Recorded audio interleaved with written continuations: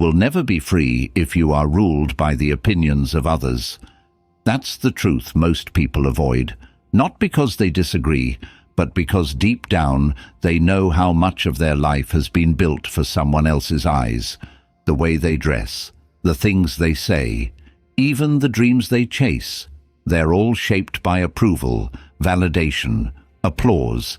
But the Stoic understands something different, that peace begins where permission ends. You don't need to be liked, you need to be anchored. And here's the quiet trap. Most of the time, the opinions we fear aren't even spoken. They're imagined. We hear whispers that were never said. We play conversations that never happened. We shrink ourselves in rooms where no one is even looking. Why? Because the deepest prison isn't judgment, it's attachment to judgment. You don't suffer because others think. You suffer because you care too much what they think. This episode is about cutting that cord, not by becoming cold, not by becoming arrogant, but by returning home to your values, your inner compass, your own truth. Because the moment you stop living to impress, you start living to express. And when that happens, the noise fades, and your real voice finally begins to speak. 1. Others' thoughts are not your truth. There is something deeply exhausting about living under the shadow of perception. You wake up, and before your own thoughts have even settled, someone else's imagined opinion is already whispering in your ear. Will they approve of what you're doing? Will they support this choice? Will they criticize how you look, how you speak, how you live? Most people don't realize how much of their inner peace has been traded for the illusion of acceptance. But the Stoic does. He knows the quiet truth. Others' thoughts are not your truth, and they never were. Your mind is your own, and yet, from a young age, the world trains you to outsource it. You begin by learning to please parents, teachers, peers. You modify your behavior for applause. You adjust your personality for approval. It starts subtly. You hide parts of yourself to fit in. You quiet your real opinions to avoid friction. And slowly, layer by layer, you become a version of yourself crafted by response, not by authenticity. But a life built on reaction can never lead to freedom. The Stoic approach demands something more honest. It demands that you strip away the noise, that you stop chasing the impossible goal of being universally liked, and instead ask the harder question, who am I when no one is watching? Because that's where the truth begins, not in the compliments, not in the criticism, but in the quiet space where your own voice speaks, unfiltered, unafraid, and unshaped by what others want to hear. And that voice, your true inner voice, often goes silent the moment you start listening too closely to what the world thinks. Not because it disappears, but because it's drowned by the pressure to conform, drowned by the fear of judgment, drowned by the need to be understood. But here's the reality.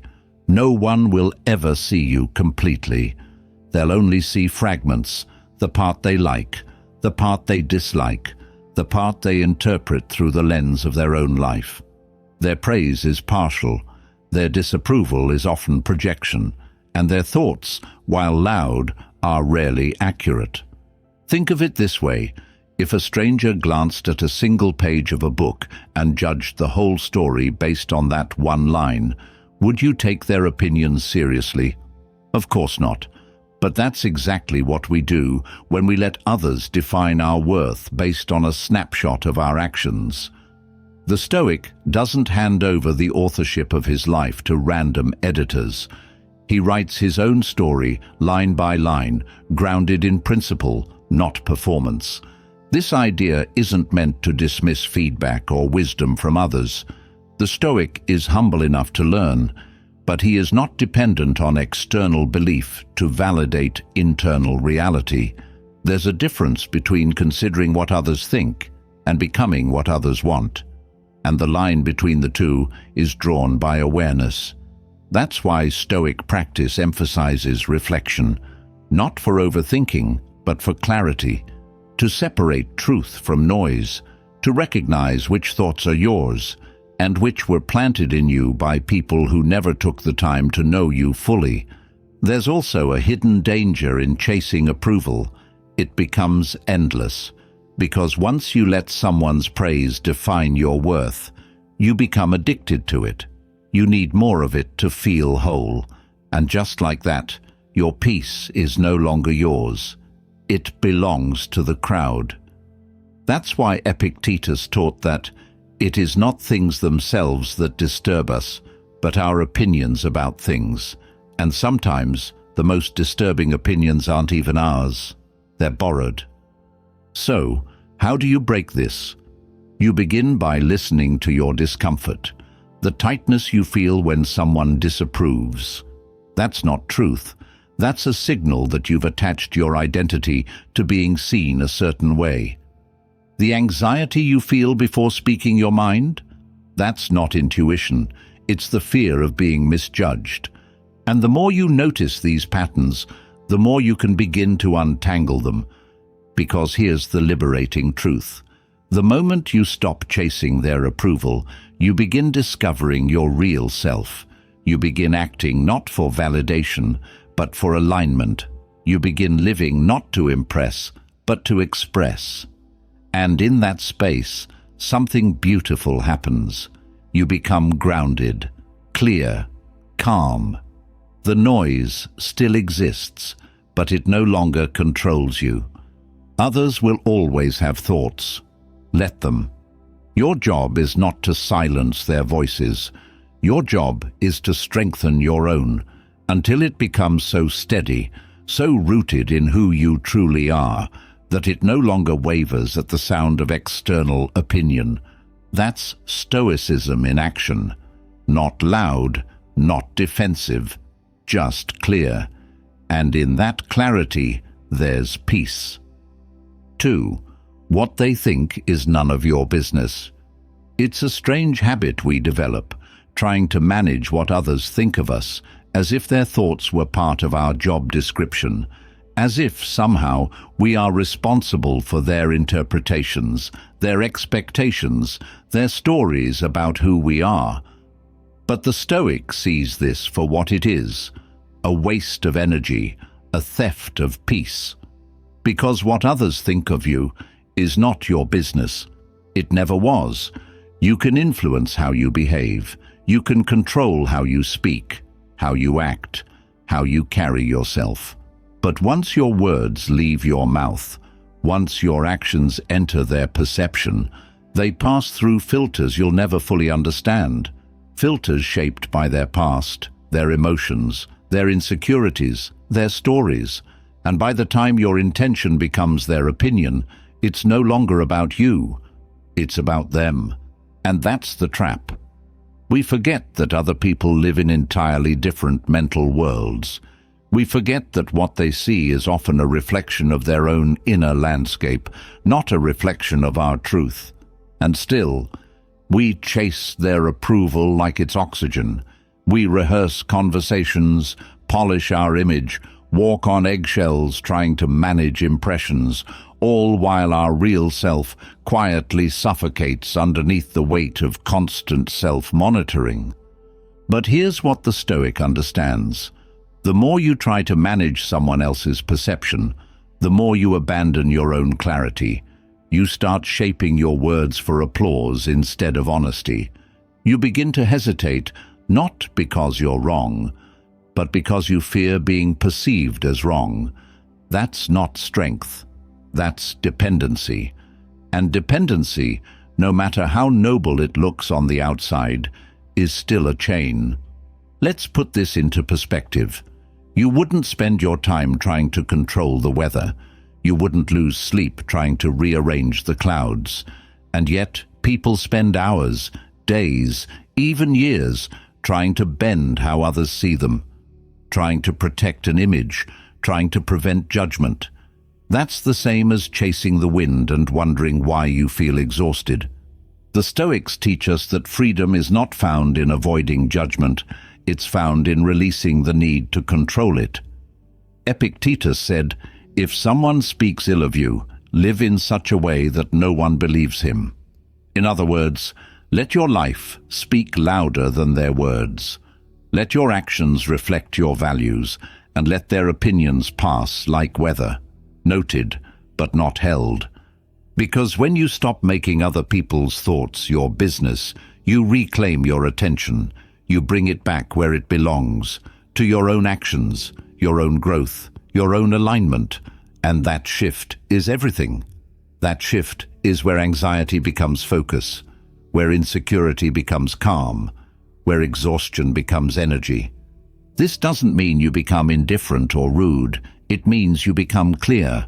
You still listen, you still reflect, but you don't absorb. You don't hand over your peace every time someone raises an eyebrow or voices a criticism. You remember that their opinion, while perhaps interesting, is not authoritative. It's not a command, it's a passing comment. And often, it says more about them than it ever will about you. So ask yourself, how much of my life have I shaped trying to control thoughts that aren't mine?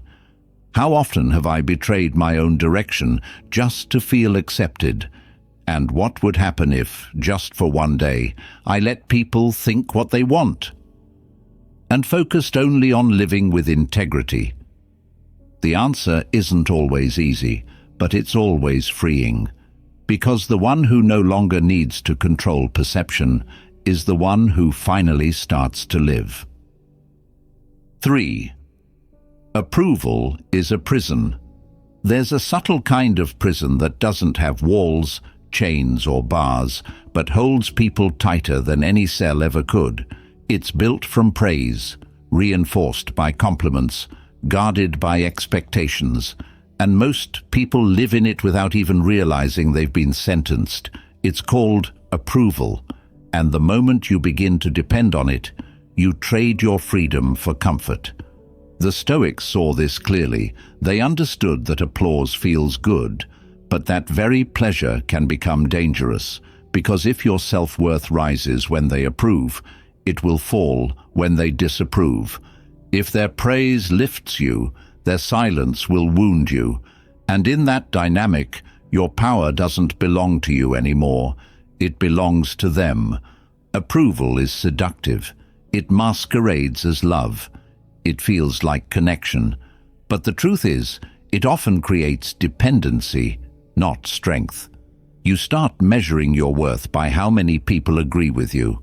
You start editing your truth to match the crowd's expectations. You start bending your values just slightly, not all at once, just enough to feel accepted. And little by little, you disappear. You don't lose yourself in a dramatic collapse. You lose yourself in a series of tiny compromises. A quiet yes when you meant no, a fake laugh, a silent retreat, a dream you don't talk about because it might be too much. That's how the prison is built, not with force, but with fear, the fear of rejection, the fear of standing alone, the fear that if you stop performing, you'll stop belonging. But the Stoic doesn't confuse approval with peace. He knows that popularity is not proof of truth, that a crowd's applause does not validate a person's virtue. He understands that the more he needs the crowd, the less he hears his own voice. So, he practices detachment, not from people, but from the need to be seen a certain way. This doesn't mean the Stoic lives without relationships. On the contrary, he values deep, honest connection. But he refuses to build connection on pretense. He refuses to sacrifice his principles to gain proximity. Because any bond built on performance is not a bond, it's a transaction, and every transaction costs a piece of your soul. Look around. How many people do you know who appear happy, but are quietly exhausted? exhausted from maintaining a version of themselves that isn't real, exhausted from pleasing everyone but themselves, exhausted from being liked but never known. That's the real price of approval.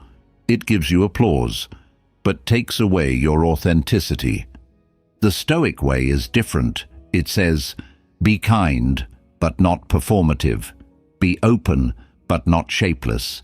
Be clear, even if it's uncomfortable, because in that clarity you may lose some people, but you'll find yourself, and that is a trade worth making. So here's the hard question. Are you building your life or just your image? Because approval will have you chasing what looks good, not what is good. And that chase has no finish line. Every time you reach it, the standard changes. The bar moves, and you run again. But when you break free from that need, when you stop chasing applause, something profound happens. You begin to act out of principle, not pressure. You begin to speak with honesty, not hesitation. And the people who remain, they'll see you, the real you, not the version dressed for approval, but the one anchored in truth. That's not a prison. That's a path, and it leads somewhere far better than applause. It leads to peace. 4. Inner validation frees the soul. There is a freedom that no one can give you, and no one can take away. It doesn't come from praise. It doesn't come from achievement. It doesn't even come from being right.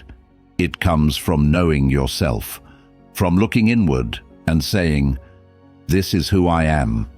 This is what I believe, and I don't need anyone else to approve it for it to be real.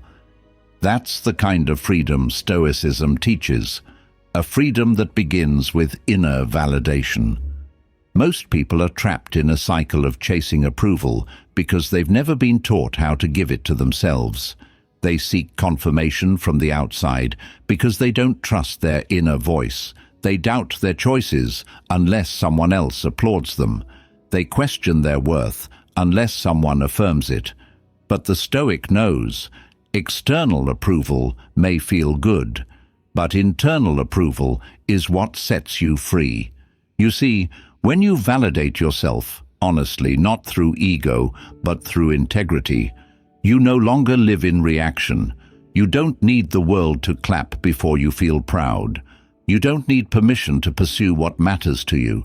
You don't need someone else to label you worthy before you start walking like you are. And that changes everything, because when you shift the source of validation inward, you also shift the direction of your energy. Instead of constantly scanning the room to see who's watching, you begin watching yourself. You begin asking better questions. Did I act in alignment with my values? Was I honest? Was I clear? Did I stand by what I believe even when it was difficult? Those are the questions that lead to self-respect. And self-respect is not loud, but it's unshakable. Think of it like a compass. External validation is like checking 10 different maps and hoping they all agree. Inner validation is like knowing your true north and following it even when the path is unclear. There's a calm that comes with that, a strength that doesn't need defending, a kind of silent power that says, I know who I am, even if you don't. Marcus Aurelius wrote, look well into thyself. There is a source of strength which will always spring up if thou wilt always look. And that's the heart of it. The strength doesn't come from being admired. It comes from being aligned.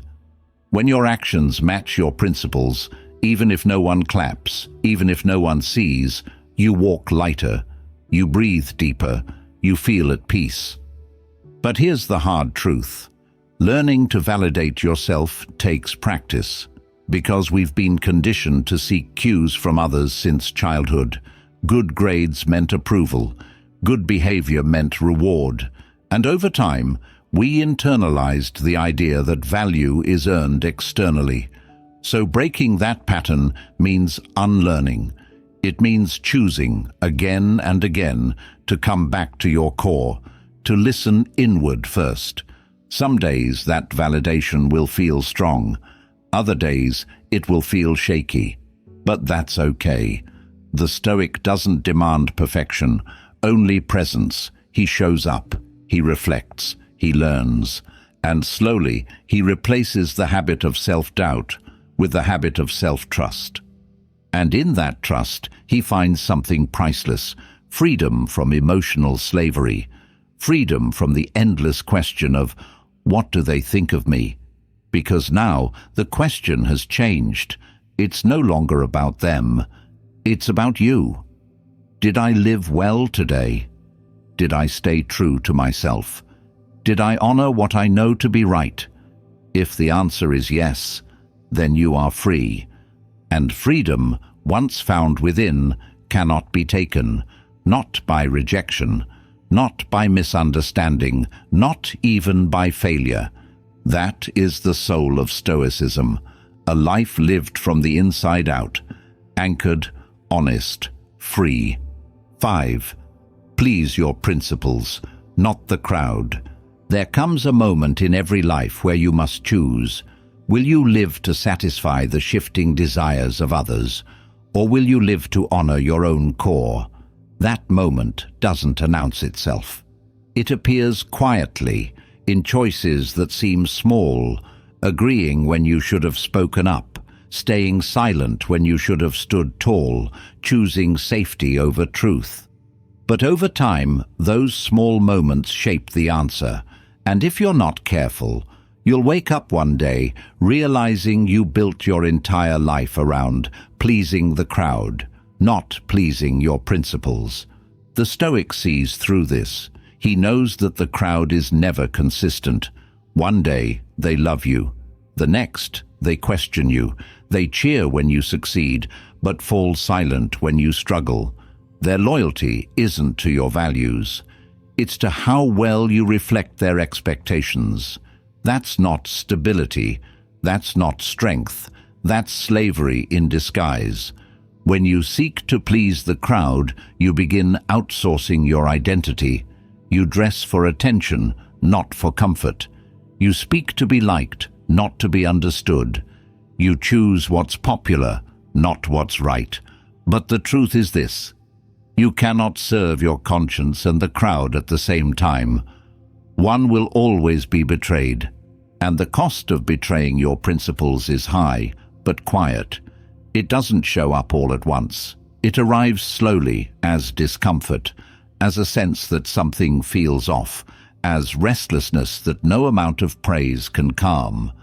Because even if the world is clapping, if you know deep down that you've strayed from who you are, the applause becomes hollow. On the other hand, when you please your principles, when you act in alignment with what you know to be good, true, and just, you gain something no one else can give you: inner peace.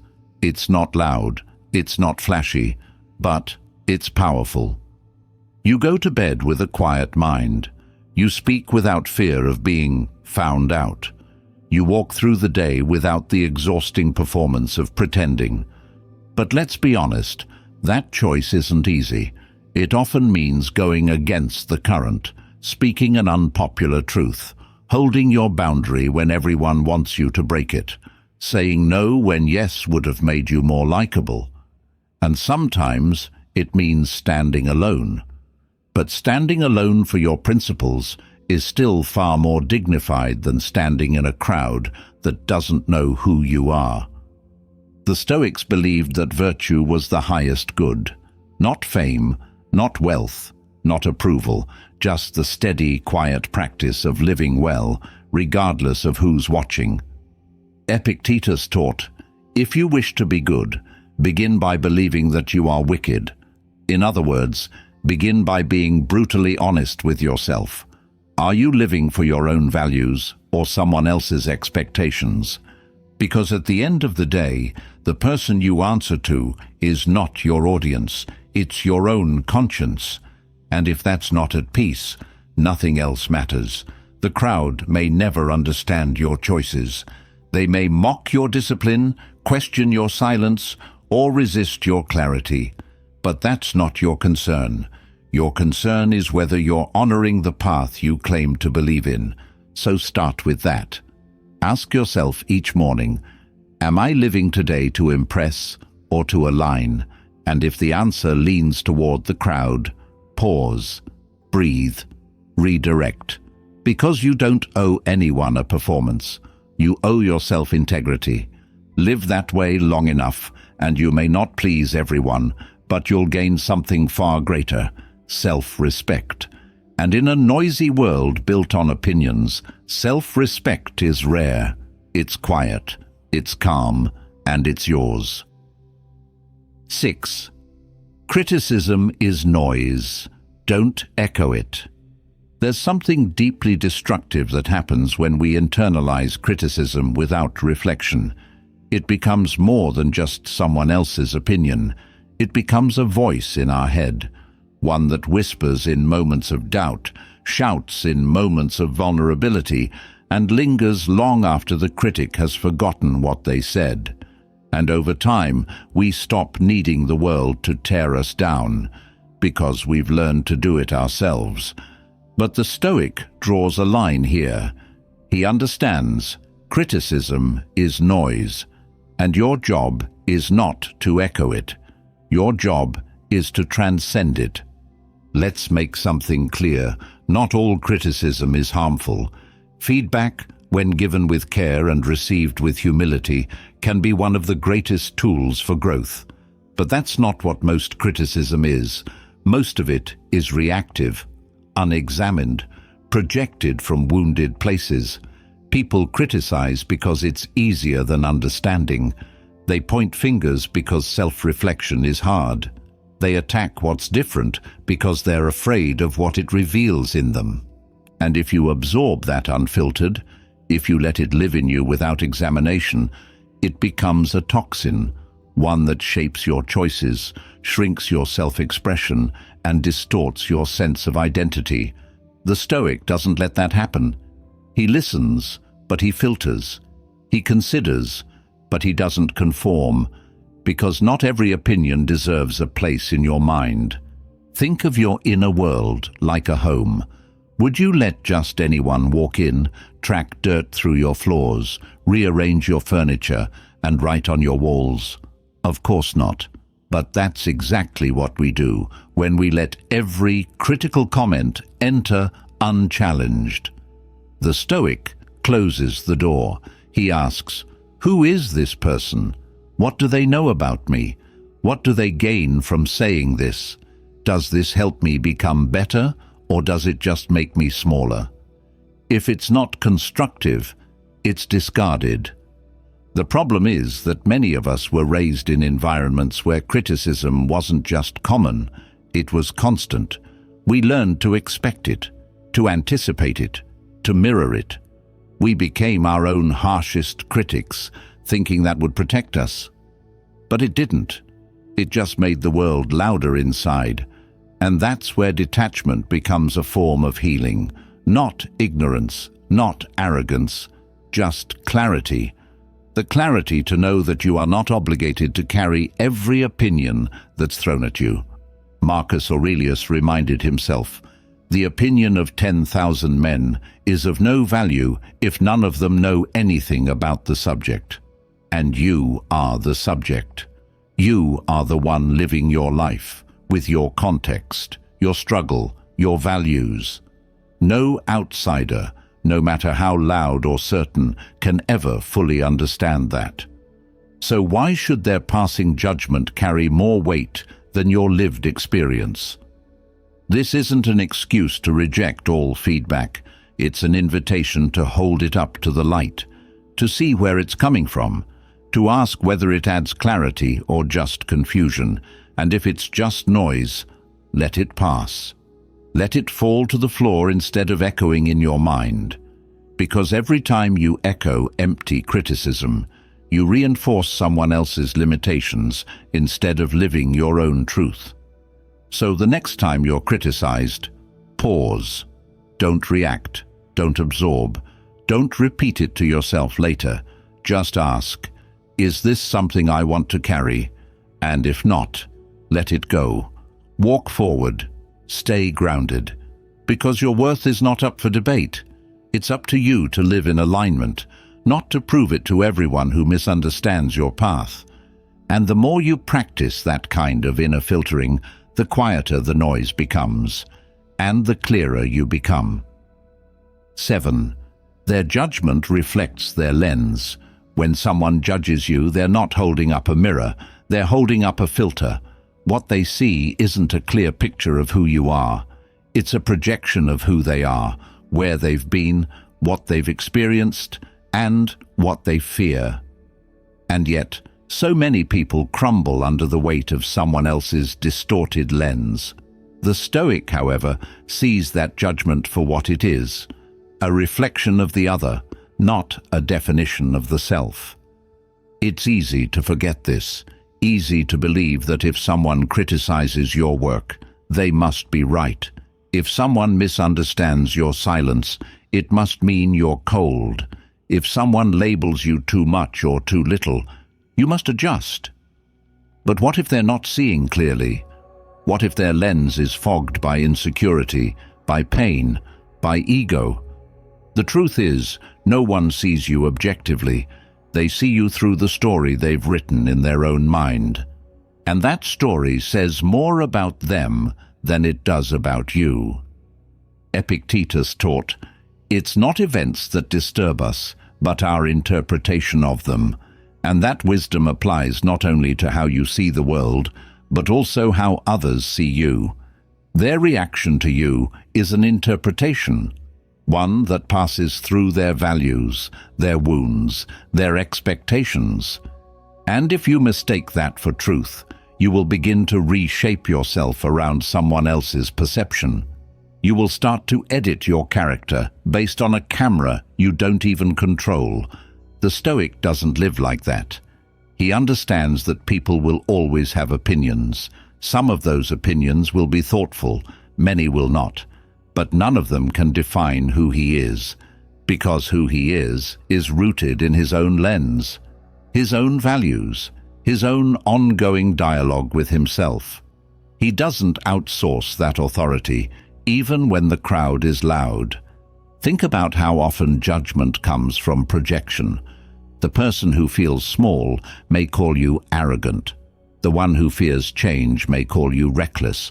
The one who avoids their own truth may attack yours. But none of these labels are about you.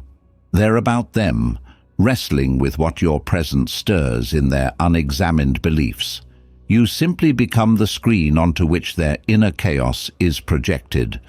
And when you see it that way, something shifts.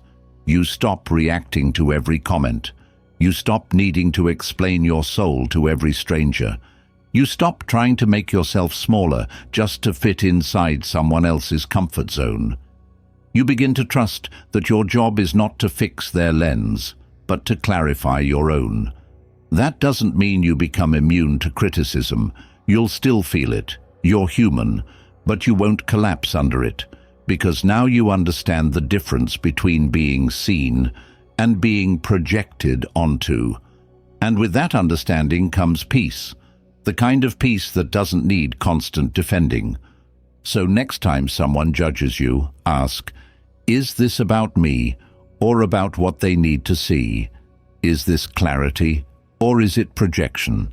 And then return to your own lens, your own path, your own truth, because the only opinion that should shape your character is the one formed in silence through honest self-reflection.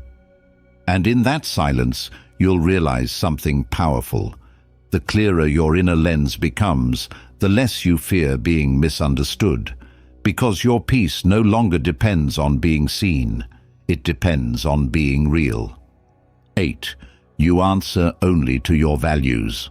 At some point, you have to choose who you live for, not in theory, not in words, but in the smallest actions of your day, in the quiet choices you make when no one is watching, in how you speak, how you move, how you carry your integrity when it's not rewarded. And that choice always comes down to this: Will you answer to the crowd or to your values? The Stoic doesn't hesitate. He answers to his values, not to applause, not to expectation, not to fear. His life is governed from within, a code written by principle, not pressure. And while that path may seem simple, it is not easy. Because living by values often means walking away from comfort. It means saying no when yes would be easier. It means standing firm when blending in would make you feel safe. But safety isn't the goal. Alignment is. When you answer only to your values, you remove the noise. You stop chasing every opinion, dodging every judgment, adjusting every part of yourself to avoid discomfort. You walk into situations not wondering what they'll think of you, but wondering whether you will be proud of how you acted. You shift the standard from, "Do they like me?" to, "Was I true to what I believe?" And that shift changes everything. Because the world will always pull.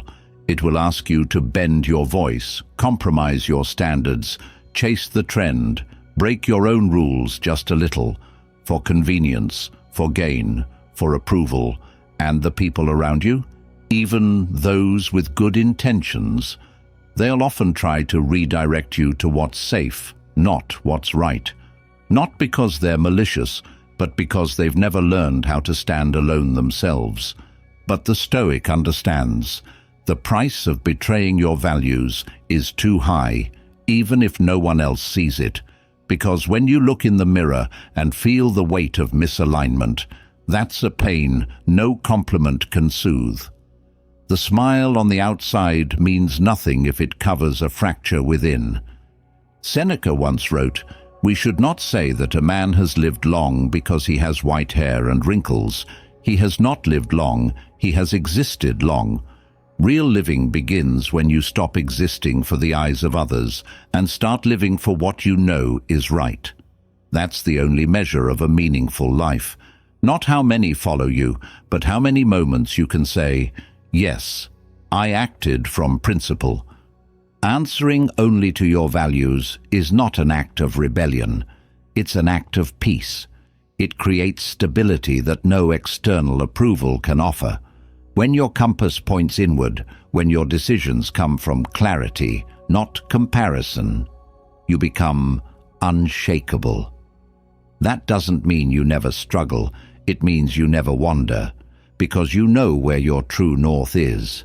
And when you forget, you return to it, quickly, humbly, and without shame. And here's the paradox. When you stop trying to win people, they often respect you more, not because you chased them, but because you became real. People recognize groundedness, even if they don't agree with it. And those who don't? That's fine. You're not here to live their life. You're here to live yours, fully, clearly, and in line with the code that only you must answer to. So ask yourself tonight, did I live according to my values today, or someone else's? And if the answer is unclear, that's your work, not to punish yourself, but to realign. Because in the end, no matter how loud the world becomes, your life is yours, and your soul knows when you're being honest. 9. Silence is the answer to ignorance. Not every opinion deserves a reply. Not every attack requires defense, and not every misunderstanding needs to be corrected. One of the most powerful forms of self-mastery is the ability to remain still in the face of noise. Because sometimes silence isn't weakness, it's wisdom. Sometimes silence is not the absence of strength, but the presence of clarity. And when the Stoic encounters ignorance, he doesn't argue with it. He outgrows it with silence. We live in a time where people believe that every disagreement must become a debate, that every insult must be met with a counterpunch, that staying silent is losing. But the truth is, many arguments are not about truth. They're about ego, about projection, about people trying to drag you into their emotional chaos. Because your peace threatens them. And when you answer that ignorance, you don't resolve it. You feed it. The Stoic knows this. That's why he doesn't react. He observes, he evaluates, and he chooses whether something is worth his energy, not out of pride, but out of discipline, because he understands what so many forget. Not everything is your responsibility to fix. Some people aren't looking for understanding. They're looking for conflict. They don't want truth. They want noise. And responding to them means stepping into a space that does nothing but drain you. So the Stoic chooses silence, not passive silence, active silence, a silence rooted in strength, not fear, a silence that says, I see clearly, and I do not need to respond to be secure in who I am. That's a different kind of power, a quiet power, a power that is not interested in being right, only in being grounded. But let's be honest, silence isn't easy. It takes restraint, it takes humility, and most of all, it takes confidence. Because silence means letting go of the need to win in the eyes of others. It means trusting that your truth doesn't become less valid just because you didn't shout it. That your dignity doesn't depend on whether you clap back. That your clarity does not need constant commentary. Think about how much energy you lose trying to correct every misunderstanding, trying to explain yourself to people who aren't listening, trying to be the bigger person in situations that don't even deserve your presence. That energy, it's precious. It could have gone toward your purpose, toward your growth, toward your inner peace, but instead, it gets spent on battles that don't build you, and that's where silence becomes liberation. Marcus Aurelius wrote, "The best revenge is not to be like your enemy." That means you don't mirror the ignorance you face. You rise above it. You don't meet chaos with chaos. You meet it with stillness. You don't answer insult with ego. You answer it by walking away with grace, not because you're afraid, but because you're free. So the next time someone tries to pull you into their storm, pause, breathe. Ask yourself, is this worth my peace? Will this conversation lift me or lower me? And if the answer is no, let silence speak for you. Let your character be the loudest thing in the room, because silence, when chosen with awareness, doesn't make you invisible. It makes you untouchable. 10. Detachment reveals who you are. There is a moment that comes when you stop explaining, when you stop proving, when you stop shaping your identity around who's watching, who's clapping, or who's doubting. That moment is called detachment, and it doesn't make you distant.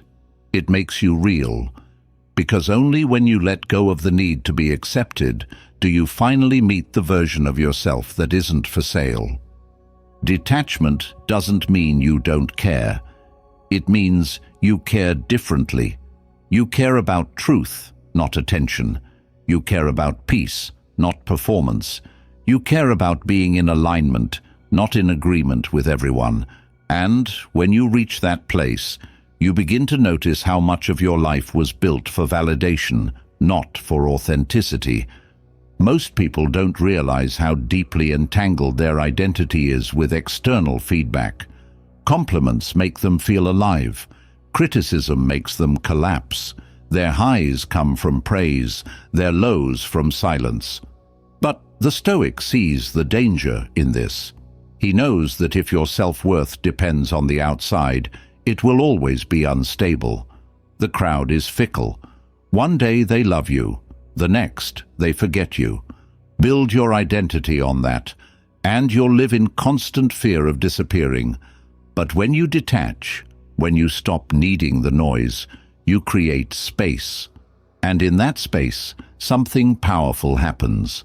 You begin to hear yourself, not the voice you've rehearsed for others, not the edited version of your thoughts, the real you, the voice that says what it means, that acts without fear, that stands still even when misunderstood.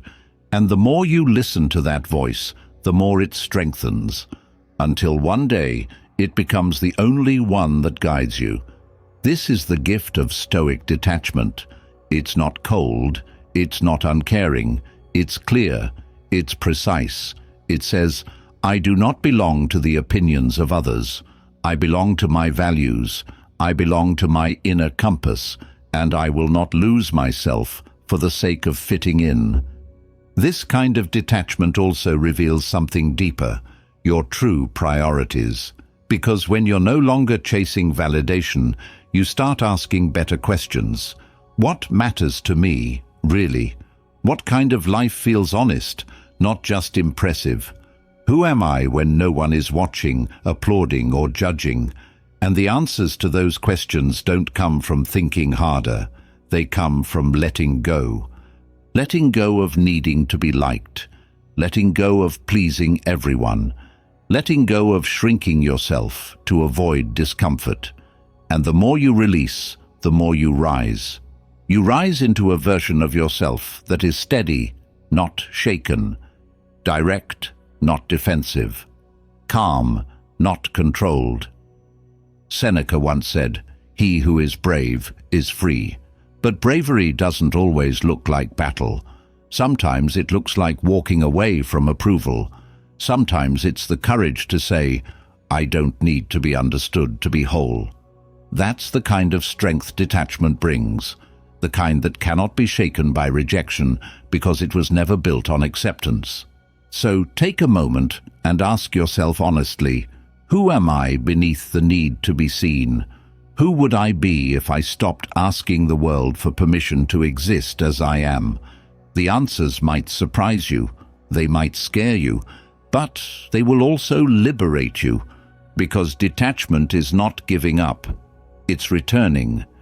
Returning to the person you were before the world told you who to be.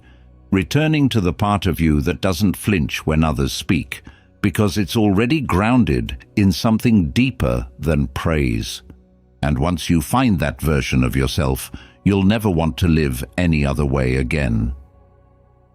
Most people spend their lives editing themselves for the audience, adjusting their tone, filtering their truth, shrinking their presence just enough to fit into someone else's comfort zone.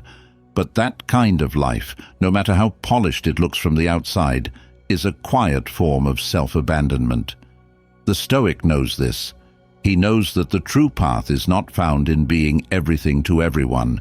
It's found in being fully aligned with yourself. And that journey begins with detachment. Not detachment from people, from love, or from purpose, but from the need to be validated by things outside of your control. From the obsession with being understood by everyone. From the exhausting weight of being liked at the expense of being honest. Because the moment you stop chasing approval, you start building identity. And identity built on principle is a life that no rejection can shake. You are not what they think of you. You are not their misunderstanding.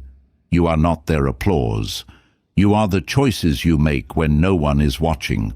You are the strength you show in silence. You are the clarity you return to again and again when the world gets loud. So walk forward, not with the goal of being accepted, but with the courage to be yourself.